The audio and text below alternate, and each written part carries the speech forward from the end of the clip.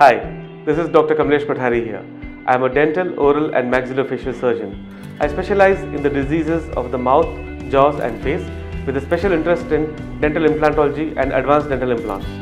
I am the clinical director of Aesthetica, Kolkata's most premier dental center and maxillofacial surgery center. Welcome to my vlog, The Dental Diary, where I am going to discuss about common man's day-to-day dental and jaw-related problems.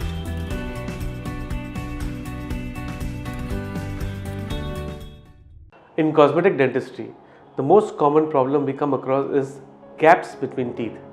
People are quite concerned when they have a gap between the upper front tooth or even generalized gaps between different teeth. These gaps can occur due to a variety of reasons. The gaps could be there from birth, or they could develop later on as a result of injury, or when the gums become weak, the tongue can push these teeth out and create gaps. From birth, the reason why you have gaps is the jaw could be larger and the teeth could be smaller. So when you have small teeth arranged in large jaws, you can have a gap. Or sometimes there is something called as a frenum. Frenum is a soft tissue which is there stuck on top of your lip on the inner side. The frenum is supposed to migrate as we grow older to the teenage level and assume a higher position. If the frenum doesn't assume a higher position, there are situations when you have a gap between the upper front teeth. If you have a gap between the upper front tooth, there are few methods to sort them out. The simplest and the best method is to go for braces. Though I said simple, but this is the most natural method and it is a little more time consuming. But this is the only method where we can do something to your front tooth in the most natural way. You don't have to add any material or grind any of your enamel on that.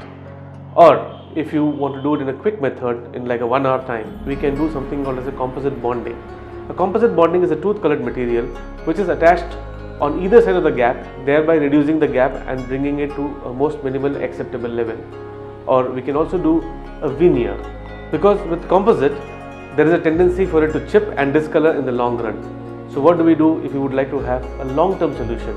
A long-term solution to cover these gaps would be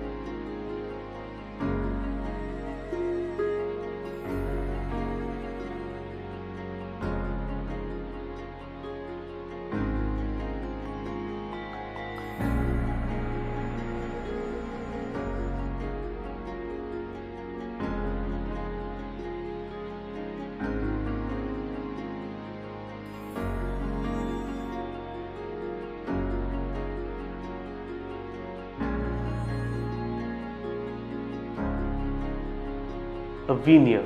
A veneer is a thin shell of ceramic or porcelain which is applied directly onto the tooth surface, and the veneer is usually slightly broader than the tooth surface to cover the gap.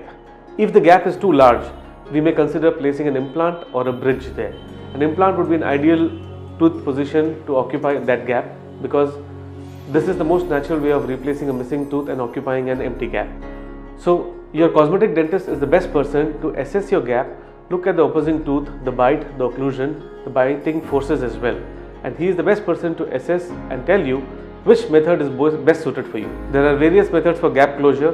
One method may not be applicable for all. Depending upon your need, your situation, as well as the time you have at hand, the dentist would advise you the best solution for you.